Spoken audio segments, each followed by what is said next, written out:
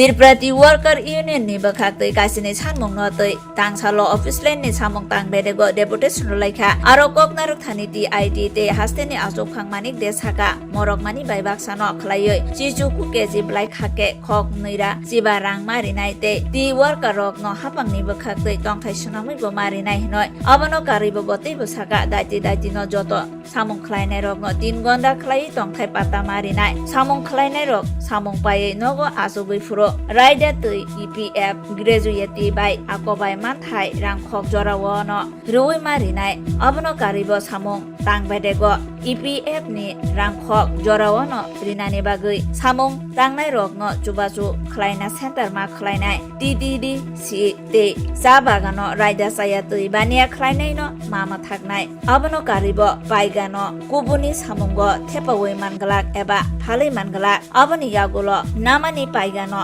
gifilui rifinani lama khlai marinai cha bagano sakni bodol hinlaimano yakare kaham tong khorbo gifle ma to bunai hinai saka এবং সিএইচইউ যৌথ আহ্বানে আজকে এখানে গণধর্ণা সংঘটিত হচ্ছে চা শ্রমিকদের দাবিগুলো নিয়ে আমাদের সমাজের মধ্যে আর্থিক দিক থেকে সবচেয়ে পিছিয়ে পড়া এখনো দেশের স্বাধীনতা ৭৭ বছরে গিয়ে আমরা আর কয়েকদিন পরে পদার্পণ করব কিন্তু এই দেশের ১% মানুষের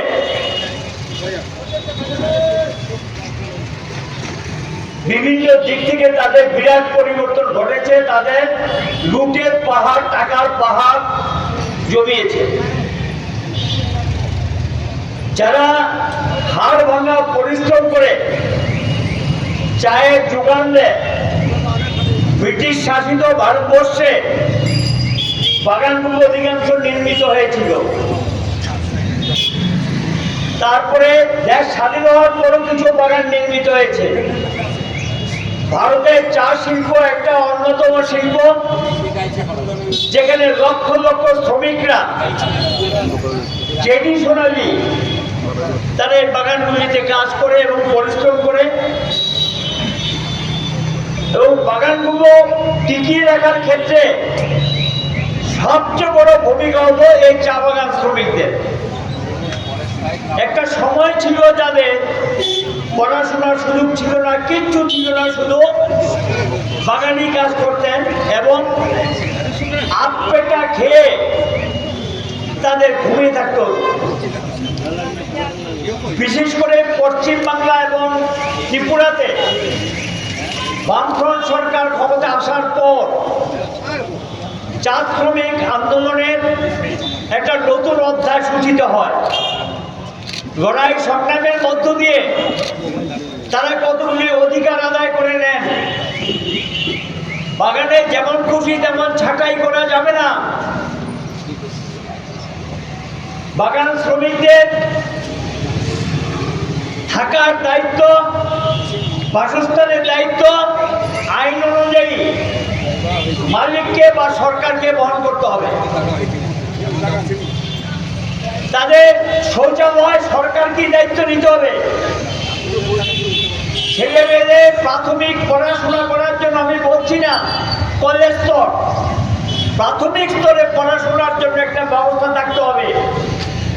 আইনে আছে বাগানে চিকিৎসার জন্য সুব্যবস্থা রাখতে হবে একটা ডিসপেন্সারি থাকবে একজন ডাক্তার বা আগে যে LMS যারা ছিলেন এই জাতীয় একজন চিকিৎসক থাকবে এগুলি আইনের বিধানের মধ্যে পরিষ্কারভাবে বলে দেওয়া হয়েছে কিন্তু আমরা লক্ষ্য করলাম তারা সেই কথায় থাকলেন না এর থেকে তারা সরে গেলেন লক্ষ্য করা যাচ্ছে বাগান শ্রমিকরা ভারতবর্ষের মধ্যে সবচেয়ে কম মজুরিতে কাজ করে আপনারা জানেন আমাদের রাজ্যে তারা মাত্র 176 টাকা মজুরি পায়। আমি জানি না এই টাকা কেন্দ্রের মন্ত্রীদের সংসার চলে কিনা। আর তারা সকাল থেকে রাত্র পর্যন্ত যে পরিশ্রম করেন সেই পরিশ্রম তারা করে কিনা দেশের মানুষ বলতে পারবে, আর তারা বলতে পারবে, আমরা সকলেই জানি। তাহলে যে বাগান শ্রমিকরা হাড় ভাঙা পরিশ্রম করে চা পাতি যোগান দেয়, যে চা খেয়ে আমরা অনেকে ক্লান্তি দূর করি বা উজ্জীবিত করি, সেই বাগান শ্রমিকদের ঘরে খাওয়া জোটে না। তাদের রেশন দেওয়ার কথা সাবসিডিতে,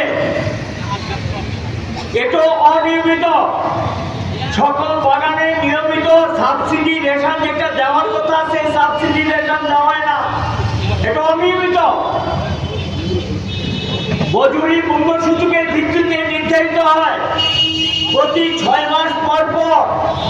এই রাজ্যের বামফ্রন্ট সরকার টাইম করে গিয়েছিল বিধানসভায়, এবং পরবর্তী সময়ে এটা রোলস আকারে একটা বেরোয় ক্যাবিনেট থেকে ডিসিশন নিয়ে 6 মাস পর পর মূল্য সূচক অনুযায়ী শ্রমিকদের মজুরি বৃদ্ধি করা হবে। 70 টাকা মজুরি ঠিক করা হয়েছিল। আপনাদের সালটা মনে আছে,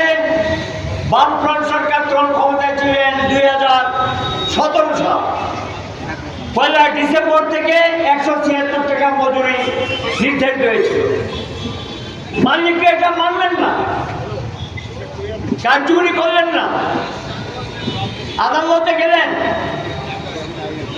আদালতে দীর্ঘদিন শুনানির পর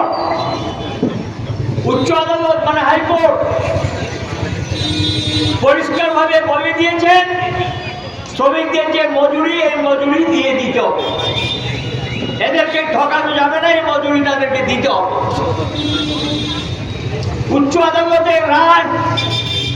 কার্যকরী করলেন না। গত বছর প্রচন্ড লড়াইয়ের পর কিছু কিছু বাগানে সেটা কার্যকরী হলেন, সকল বাগানে সমানভাবে এখনো কার্যকরী হয়নি। প্রশ্ন হল 2017 সালে যখন ডিসেম্বর মাসে মজুরিটা নির্ধারিত হয়, তখন মূল্য সূচকটা কখন ছিল? সেই মূল্য সূচক ছিল অনেক আগে, ডিসেম্বর 2016। তবে এর পরের যে পিরিয়ডটা মজুরি বাড়ল, মূল্য সূচক অনুযায়ী তার মজুরি বাড়ার কথা, সেই মজুরি তো বাড়েনি।